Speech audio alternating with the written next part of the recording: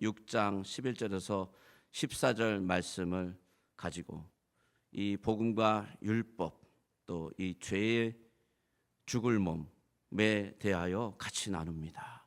주님, 오늘 말씀을 통하여 이 생명의 말씀이 무엇을 말하고 있는지, 또한 그것이 우리의 실생활에 어떻게 영향력을 나타내고 또 어떻게 그것이 주의 은혜 가운데 거하는 것인지 잘 알게 하여 주시옵소서. 성령님이 도와주셔야 됩니다. 역사해 주시기 원합니다. 예수님의 이름으로 기도 올립니다. 아멘. 우리가 살다 보면요, 어떤 일을 딱 깨닫고 알기 전까지 계속해서 애매모호하며 이해가 되지 않으며 뭔가 안 것 같지만 또 실수하고 또 넘어지며 또 좌절하는 어떤 그런 부분들이 있습니다. 근데 어느 순간에 그 핵심을 딱 알게 되면 그러면 너무 쉬워요. 그 일이 다음에 봤을 때는 이해가 되는 거예요. 그리고 다음에 봤을 때에는 그것이 무엇인지 알아요. 그래서 두렵지도 않고 무섭지도 않습니다. 근데 바로 오늘 말씀이 그런 부분을, 신자들의 삶 속에 그런 부분이 있다라는 것을 얘기하고 있습니다. 그래서 이 부분이 너무나 중요합니다. 로마서 7장 24절을 한번 읽어볼까요? 같이 읽겠습니다. 시작. 오호라, 나는 공고한 사람이로다. 이 사망의 몸에서 누가 나를 건져내랴. 바울의 아주 심각한 고민과 탄식이 담겨져 있는 그런 고백입니다. 이 로마서 7장 24절을 두 가지로 해석을 하고 있습니다. 첫 번째는 바울이 신자 되기 전에 탄식한 내용이다. 아니야. 두 번째 해석은 바울이 믿는 신자가 되고 나서 탄식을 한 거다. 여러분 어떻게 생각하십니까? 이게 구원받기 전의 모습일까요? 아니면 바울이 구원받고 나서의 모습일까요? 왜 어떤 것이 맞을까요? 내용상 보면요, 이것은 바울이 신자 되고 나서 탄식한 거예요. 신자 되고 나서 죄의 영향력 때문에 탄식을 한 겁니다. 아니 이렇게 믿음이 좋고 하나님을 위해서 열심히 살아간, 정말 온 몸을 다 태워드릴 만한 그런 열정이 있고 그런 사랑으로, 예수 그리스도의 사랑으로 살았던 이 바울이 이렇게 탄식을 하고 있단 말이에요. 사망의 몸에서 누가 나를 건져내랴. 왜 이렇게 탄식하며 살까요? 아니 바울만이 아니죠. 이것이 바로 우리 가운데 있는 그런 탄식이고 그런 고민 아닙니까? 아니 왜 이럴까? 왜 나는 이럴까? 그리고 자꾸 고민에 쌓이는 거죠. 우리가 지난주에 나눈 말씀처럼요, 신자는 예수 그리스도의 죽으심과 함께 죄에 대해서 죽고 예수 그리스도의 살아심과 함께 하나님께 대하여 살아난 사람들이에요. 그래서 신자는 언제나 이런 존재로 여겨야 된다라고 우리가 나눴잖아요. 근데 이런 신자에게 죄에 대해서 죽은 사람이라면, 아니 왜 신자는 여전히 죄를 지을까요? 이것이 우리가 오늘 다뤄야 되는 아주 중요한 주제라는 거죠. 처음 좀 나눠야 될 것은 이 죄의 몸과 신자의 차이점이, 오늘 읽었던 오늘 본문에 나온 이 죽을 몸과 너희는 같은 것인가 다른 것인가를 다뤄야 돼요. 성경 12절에 보면 오늘 너희는 죄가 너희 죽을 몸을 지배하지 못하게 하여라고 말하고 있어요. 그러면은 여기서 이 죽을 몸이라고 하는 이 죽을 몸은 무엇일까요?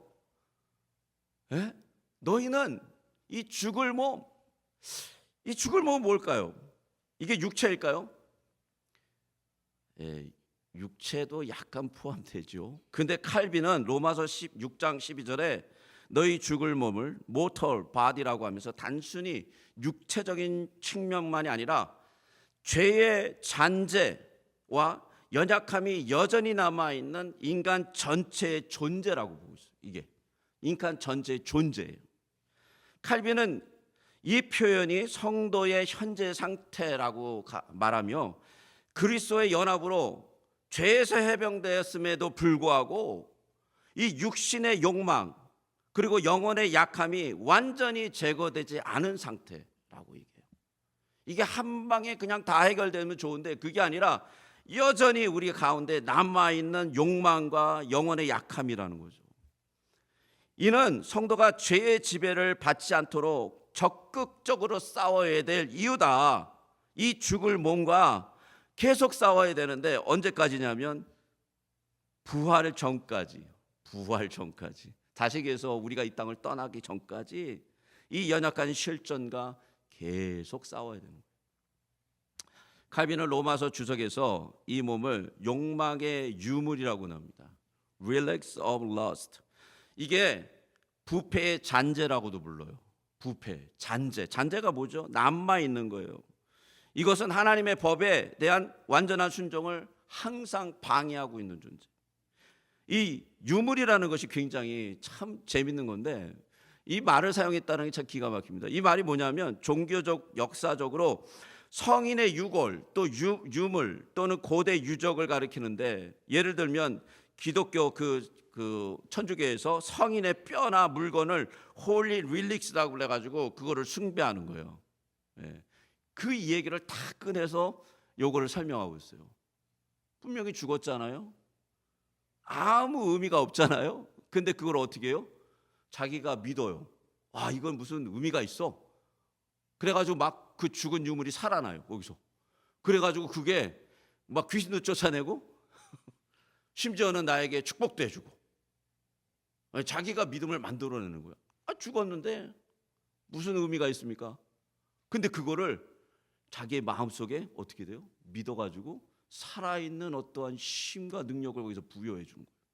그게 유물이에요, 유물. 웨스트민스터 신앙고백을 보면 14망의 성화에 관하여 보는데요. 2항에 보면 이렇게 나와 있습니다. 제가 읽어봐 드리겠습니다. 이 성화는 전 인격에 미치나 완전하지 않다. 부패의 잔재, 유물이죠. 이게 이 잔재가 몸과 마음의 각 부분에 여전히 남아있다. 잘 생각하셔야 됩니다. 우리 몸과요, 우리 마음에 이 잔재가 그대로 남아있대요. 아직. 그래서 이 부패의 잔재와 성령, 새롭게 우리 태어난 그 존재죠. 예수 그리스도 안에 있는 존재가 이 미덕들 사이에 끊임없이 전쟁을 한다는 거예요. 끊임없이. 예. 존 칼빈은 그래서 이 로마서 6장 6절에 이렇게 얘기하고 있습니다. 옛사람이 십자가에 못 박혔다라는 것은 죄의 몸이 완전한 소멸한 것이 아니다. 죄의 몸이요, 완전히 소멸된 게 아니에요.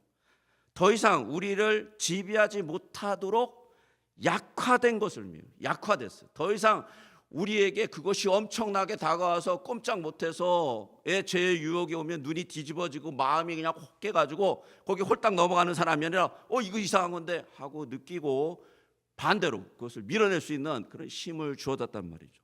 성화는 이 생에서 시작될 뿐이며 완전한 정결은 부활 시에 이루어진다라는 거죠. 칼빈의 로마서 7장 14절에서 25절에 보면 이렇게 얘기합니다. 이 부분에 대해서. 재생된, 칼빈은요 옛날 사람에서 이렇게 표현해요. 재생된. 근데 재생된다라는 건 이런 거예요. 새롭게 태어난 사람. 새롭게 태어난 사람 안에도 보십시오. 새롭게 태어난 사람 안에도 죄의 잔재, 그러니까 죽은 몸에 그 부패의 잔재가 남아 있어. 마음으로 하나님의 법을 기뻐하나 육신은 여전히 반역한대요. 반역. 이 투쟁은 성화의 불완전성을 좀 어려운 단어예요. 그래서 이걸 쉽게 바꿨어요. 뭐냐면 계속되어지는 성화를 보여준다라는 거예요. 계속해서 성화가 이루어진대요. 그 일 때문에. 여러분, 개혁주의 고백에서, 우리 장로교 고백에서는요, 그리스도의 십자가로 인해서 옛사람이 죽었습니다. 끝났어요.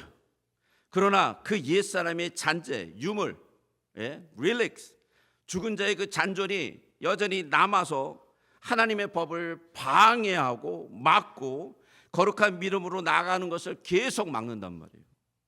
분명한 것은 이 옛사람이 우리가 아니라는 거예요. 우리가 아니라는 거예요. 만약에 이 옛사람의 잔존, 이 옛사람을 나라고 인정하면 그때부터 우리는 어떻게 되냐면 이 죄의 영향력에 걷잡을 수 없이 흔들리는 거예요. 왜냐하면 그 존재가 나니까. 근데 성경은 그 사람, 그 옛사람, 그 유물이 내가 아니라는 거예요. 그 죽을 몸이라고 표현합니다. 대부분의 성도들은 이 시점에서 이 개념에서 실수를 합니다. 그래서 나의 옛 욕망, 옛 삶의 잔존은 새로 태어난 내가 아니라는 것을 분명히 알아야 되는데 그거를 모르고 그게 난가 보다 하고 홀딱 넘어간단 말이죠. 이거 내가 원하는 거다라고 생각한단 말이죠. 근데 그렇지 않단 말이죠. 죽었어요. 끝났어요. 이 욕망은 단지 죽은 옛사람의 잔존, 부스러기예요. 그래서 사단이 유혹하는 죄에 반응하는 그 부스러기 욕망이에요. 그냥 이것은 새로운 나, 성령에 의해서 태어난 거룩한 존재가 아니라는 것이에요. 그래서 로마서 6장 14절에 보면 이렇게 그래서 바울이 선언하는 것입니다. 우리 같이 한번 읽어볼까요? 같이 읽겠습니다. 시작. 죄가 너희를 주장하지 못하리니 이는 너희가 법 아래 있지 아니하고 은혜 아래 있음이라. 뭐라고 나와요? 죄가 너희를 주장하지 못하리니라고 못을 딱 바꾼단 말이죠. 그렇기 때문에 14절에 말하는 이 너희는요 누구냐면 바로 예수 그리스도의 부활로 같이 태어난 사람이라는 것이죠. 오늘 읽었던 우리가 로마서 6장 12절과 14절 사이에는 어떤 차이가 있느냐? 이런 차이가 있습니다. 죽을 몸과 지금 죄를 이긴 그 너희는 완전히 다른 존재예요. 달라요. 그게 같다라고 생각하니까 맨날 헷갈리는 거예요. 14절에 의하면 죄는 더 이상 신자를 주관하지 못합니다. 그렇다면 이 죄에 대해서 죽었다고 하면서도 죄를 짓는 나는 누구입니까? 이게 누구죠? 이거 뭐예요 이거는? 그런 의문점이 생길 거 아니에요. 아니 분명히 성경에는 새 사람으로 일어났는데 아니 여전히 이 죄를 짓는 나는 누구냐? 우리가 말하는 이 6절이 말하는 옛사람이라는 것을 어떻게 죽었는지 좀 살펴봐야 돼요. 그래야 이게 이해가 가요. 여러분 옛사람은요 회심 전에 아담과 연합한 사람, 즉 내추럴리 그냥 태어난 사람이에요. 근데 이 사람은 어떤 사람이냐면 죄성, 육체적 본성, 옛 본성, 정욕을 따라 살아갑니다. 그래서 이 사람은요 자연인이지만 결국에는 어떤 사람이냐, 율법 아래에 있고 하나님의 진노와 정죄를 받을 수밖에 없는 존재예요. 그렇게 태어났어요. 그런데 그 옛사람, 그렇게 정말 하나님의 정죄를 받고 죽을 수밖에 없는 그 옛사람이 놀랍게도 예수님과 함께 십자가에 못 박혀 죽습니다. 예수님과 함께 십자가에 못 박힌 것은 옛 본성이라고 불리는 우리의 일부가 아니라 회심 전에 우리의 전부예요. 정말 죽었어요. 옛사람이 십자가에 못 박혀 죽은 이유는 언제 누구에게 일어납니까? 죄인이 예수 그리스도를 믿을 때 그 일이 죄인에게 일어나는 아주 영적인 신비예요. 예수님을 주로 고백했을 때 놀랍게도 그 사람은 예수님과 함께 십자가에 못 박혀 죽게 되고 예수님과 함께 다시 부활로 일어나게 된다는 거죠. 아담 안에 있는 나, 아담과 연합한 나는 그리스도 안에서 율법 안에서 심판을 받고 더 이상 존재하지 않아요. 죽은 거예요. 끝났어요. 그리고 그리스도 안에서 새 사람, 새로운 피조물로 새롭게 일어납니다. 어디에 이 새 사람이 나타나죠? 내 육체 밖인가요? 어디입니까? 그 새 사람이 어디 있어요? 놀랍게도 이 죽을 몸 안에 존재합니다. 여기 안에 있어요. 희한하죠? 그리고 또한 그 사람은요 그리스도 안에 존재해요. 왜냐하면 성령님이 오셔서 우리 이 몸 속에, 우리 이 영혼 속에 같이 존재하기 때문에. 자, 이런 부분을 자세히 알고 있어야지만 죄를 싸울 수 있는 능력이 생깁니다. 자, 새로운 피조물 그리스도 안에서의 나, 그리스도와 연합한 존재예요. 그리스도와 떨어질 수 없는 존재예요. 이 사람은 완전히 죄와 상관없이 살아갈 수 있는 능력을 갖춘 존재예요. 하늘에, 심지어는 하늘의 보좌에 앉았다 그래요. 보좌에, 예수님과 함께 왕노릇할 수 있는 그런 존재예요. 그래서 14절에 죄가 너를 주관하지 못한다 라고 못을 받고 있는 거죠. 근데 이 죽을 몸, 이 죄의 몸이 남아 있어요. 놀랍게도 이게 왜일까요? 이 죽은 몸, 이 타락한 본성의 잔재로 본다면 이 타락한 본성은 그리스도와 함께 십자가에서 죽은 것이 아닌가요? 그런데 아직도 왜 남아 있는 것일까요? 여러분, 개혁주의의 칭의와 성화에서 보면요, 이미와 나 옛 아직 아님이라는 그 시간적 갭이 있습니다. 여기에는 굉장한 긴장감이 있어요. 근데 이게 어떻게 설명되냐면 이런 거예요. 옛사람의 죽음으로 인해서 죄의 지배력, dominion of sin 이 상실되어 버렸습니다. 죄가 더 이상 우리에게 어떻게 할 수가 없어요. 하지만 죽음은 즉각적으로 완전한 소멸이 아니라는 거예요. 점진적으로 제거해 가는 그런 과정이라는 것이에요. 죽음이. 이것을 모르니까요, 맨날 헷갈리는 거예요. 죽음이 매일 죽어가는 과정이라는 거예요. 매일매일. 그래서 내 안에 이 죽을 몸이 확 일어나잖아요. 뭐 어떻게 일어납니까? 욕망으로 일어나죠. 분노로 일어나죠. 욕심으로 일어나죠. 예, 여러 가지로 이 죽을 몸은 역사하잖아요. 우리 가운데. 예, 우리의 심령을 막 건든단 말이에요. 그럴 때 어떻게 합니까? 그 죽을 몸을 따라서 그게 나네. 그리고 따라가면 어떻게 돼요? 같이 망하는 거죠. 어떻게 해야 됩니까? 그 죽을 몸을 점진적으로 제거해야 되는 과정이 있는 거죠. 어떻게 해요? 죽여야 되는 거죠. 그걸 죽여야 되는 거예요. 그런 죄의 욕망이 딱 일어날 때 죽여야 되는 거예요. 내가 아니에요. 그게 죽을 몸이라니까요. 내가 아니라는 거예요. 죽여야 되는 거예요. 존 오웬이 이런 내주하는 죄, 신작에 내주하는 죄라는 책을 썼는데 Dwelling Sin이라는 이런 책에서 이렇게 얘기합니다.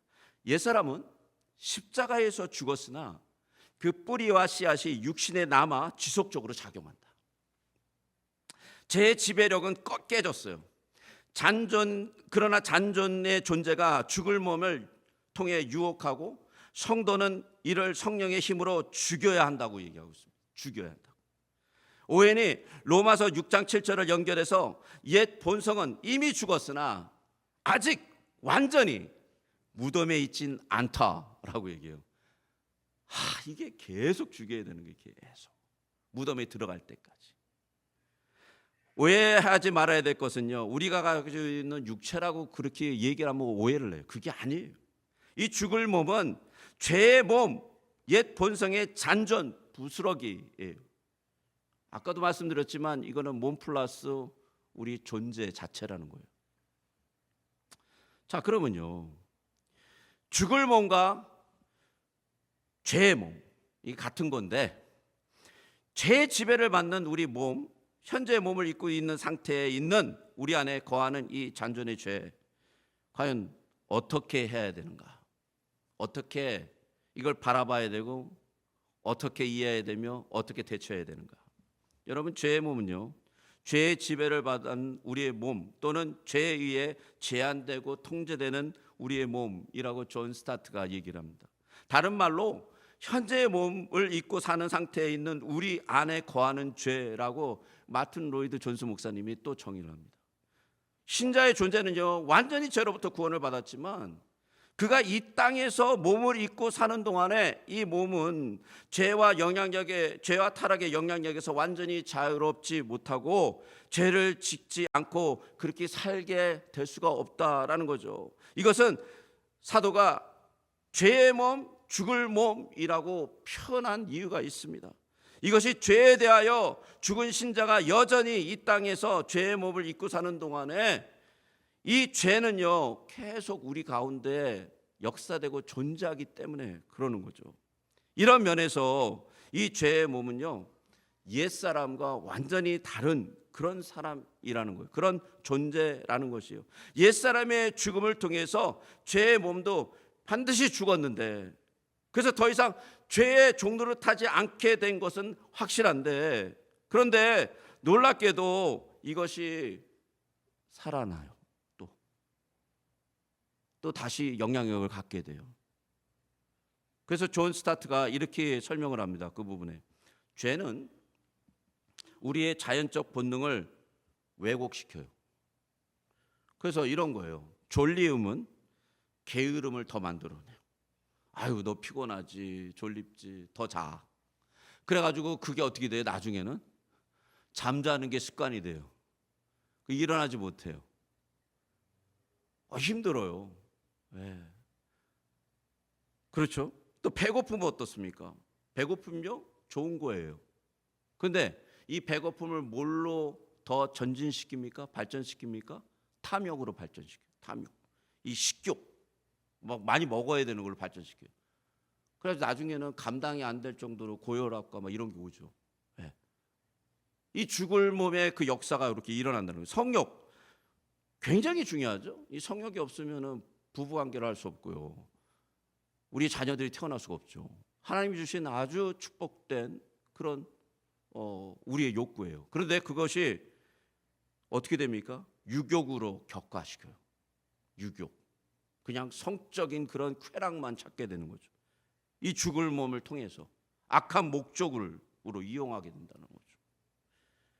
죄는 이렇게 몸의 본능을 정욕으로 바꾸는 역할을 한단 말이에요. 이 본능 자체는 선하고 죄가 없지만, 죄는 자연적 본능들을 비정상적인 욕구와 사욕으로 바꾸어 간단 말이에요. 뭘 통해서요? 이 죽을 몸을 통해서. 로마서 8장 23절을 한번 같이 읽어볼까요? 같이 읽겠습니다. 시작. 이뿐 아니라 또한 우리 곧 성령의 처음 익은 열매를 받은 우리까지도 속으로 탄식하며 양자될 것 곧 우리 몸의 구속을 기다리니라. 마지막 부분을 보십시오. 곧 우리 몸의 구속을 기다리니라 라고 해요.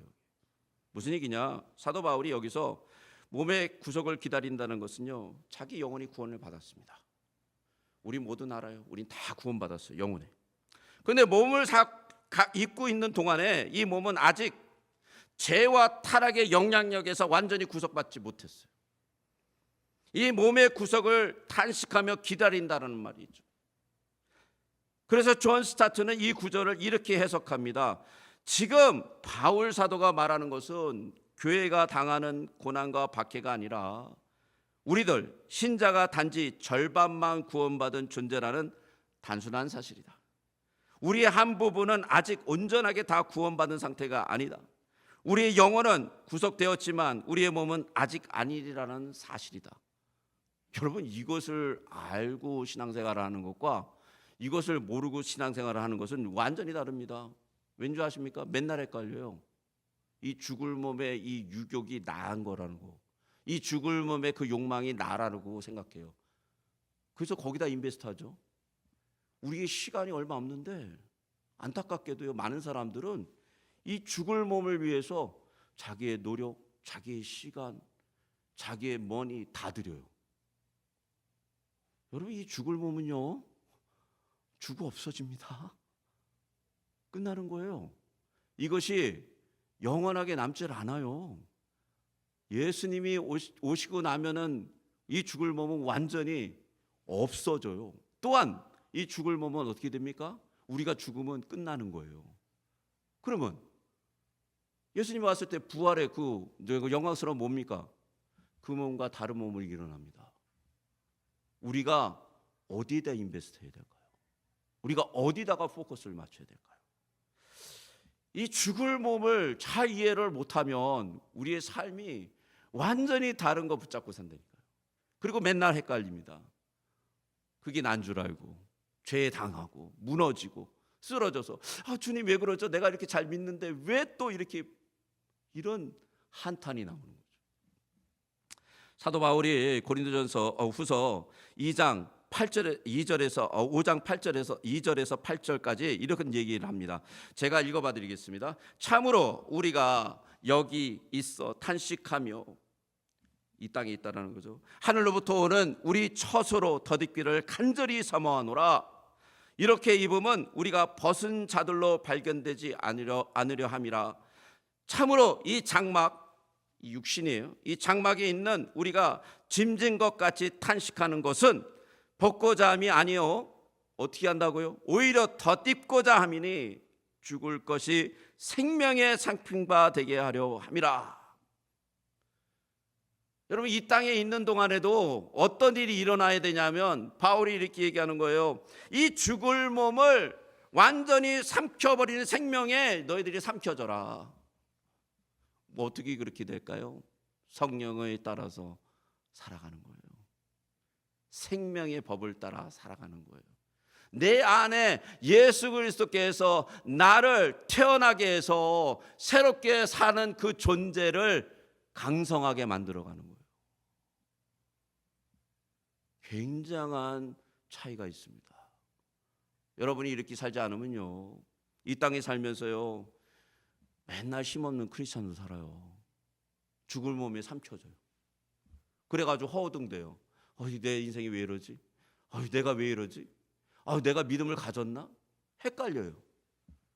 절대 그렇게 살아가지 마십시오. 바울이 얘기한 것처럼 하늘의 것, 생명의 상품바가 되어야 되는 거예요. 이 죽을 몸이 하늘의 것을 삼켜져서 이 죽을 몸이 생명에 순종하고 살아야 되는 거예요. 하나님 말씀에 순종하고요, 이 죽을 몸의 그 게으름과 그 탐욕을 쫓아가는 게 아니라 생명으로 역사되는 그 말씀에 순종하고 나가는 거예요. 그럴 때 이 죽을 몸이 어떻게 돼요? 힘을 얻지 못하죠. 영향력이 없어요. 왜? 벌써 끝났어요. 어디서? 십자가에서 끝나버렸습니다. 아무것도 아니에요. 이거를 존 오웬은 이렇게도 표현하더라고요. 존 오웬이 아니라 필그림 프로그레스, 존 버년이죠. 죄송합니다. 존 버년이 이렇게 표현하더라고요. 예수님을 믿고 이제 구원을 받았어요. 그래서 그 멸망의 도성에서 떠났는데 쫙 여행을 하다 보니까 아주 굉장히 위험하고 끔찍한 그런 장소에 도착했어요. 뭐냐면 이빨을 이만큼 드러내고 잡아먹을 듯이 다가오는 사자가 있는데, 두 마리가 보니까 있어요. 그런데 이 사자가 뭐에 이렇게 묶여있냐면 체인에 연결되어 있어요. 딱 그래가지고 어느 순간까지는 다가오지만 그 순간은 못 다가오게 딱 되어 있어요. 그래서 거기를 쫙 통과해야 돼요. 근데 만약에 두려워가지고 허둥대면 어떻게 될까요? 사자한테 물려 죽죠. 큰일 나는 거죠. 그러니까 사자가 나한테 못 다가온다라는 확실한 믿음을 가지고 중간을 쫙 통과해야 되는 거예요. 근데 거기서 크리스찬이 그렇게 통과를 합니다. 통과를 해요. 여러분, 이것이 저는 죽을 몸이라고 생각해요. 이것이 사단의 유혹이라고 생각합니다. 사단이요, 어마무시하게 이빨을 벌리고 너 아무것도 아니야, 내가 이 표하는 걸 들어봐봐, 내가 너를 잡아먹을 수 있어, 너의 죄성 내가 건드려봐, 너 꼼짝 못해, 너 봐봐, 또 넘어졌지, 옛날에 넘어졌지, 너 또 넘어질 거야. 사자한테 당하는 거죠. 흔들리는 거예요. 그게 아니죠. 어떻게 해야 됩니까? 믿음을 가지고 하나님이 그 바로미터를 만들었다는 걸 믿어야 돼요. 어떻게요? 십자가에서 예수 그리스도의 그 보혈로 우리의 죄가 완전히 깨끗하게 씻어졌다라는 고백이 있어야죠. 그리고 나가는 거예요. 전진해 나가는 거예요. 중간을 통과하는 거예요. 사자가 감히 건들 수가 없죠. 죽을 뭐 이길 방법이 거기 있는 겁니다. 사랑하는 우리 벨리 중앙장로교회 성도 여러분, 오늘 말씀을 잘 붙잡고 주님이 주시는 그 놀라운 은혜와 성령의 역사하심과 하늘의 그 놀라운 생명의 법이 이 죽을 몸을 삼키게 하십시오. 그래서 이 땅에서 생명의 법으로 살아가시기 주님의 이름으로 축복합니다. 같이 기도하겠습니다. 사랑과 은혜가 풍성하신 아버지 하나님, 참 귀한 말씀입니다. 생명의 말씀입니다. 주님, 너무나 우리가 잘 깨달아야 되는 말씀입니다. 우리가 이 죽을 몸을 가지고 이 죽을 몸에 의하여 살아가면요, 주님, 끔찍합니다. 이 땅을 살아가면서, 아니 하늘의 백성으로 살아가면서도요, 휘둘리고요, 무너지고 쓰러지고 넘어지고 난리가 납니다. 주님, 이 죽을 몸을 죽이게 하여 주시옵소서. 십자가에서 끝났다는 걸 알게 해 주시옵소서. 믿고 선언하게 해 주시고, 주님께서 우리에게 새로운 생명의 법으로 주장한다는 걸 알게 해 주시옵소서. 영적 전쟁에서 승리하게 해 주시옵소서. 예수님의 이름으로 기도 올립니다. 아멘. 너 시험을 당해 342장 주님 앞에 찬송 드리겠습니다.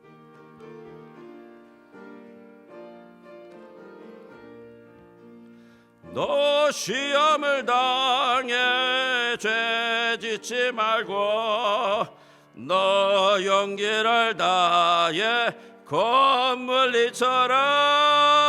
너 시험을 이겨 새 힘을 얻고 주 예수를 믿어 늘 승리하라.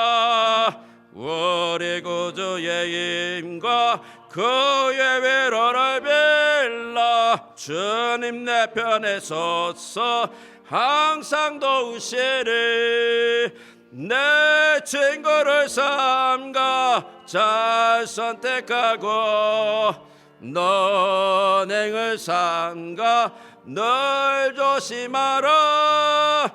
너 열심을 다해 늘 충성하고 온 정성을 다해 주 봉사하라. 우리 구주의 힘과 그의 위로를 빌라. 주님 내 편에 서서 항상 도우시리. 잘 이기는 자는 상 받으리니 너 낙심치 말고 늘 전진하라. 내 구세주 예수 힘 주시리니 주 예수를 믿어 늘 승리하라. 우리 구주의 힘과 그의 위로를 빌라. 주님 내 편에 서서 항상 도우시리. 우리 봉헌하시겠습니다.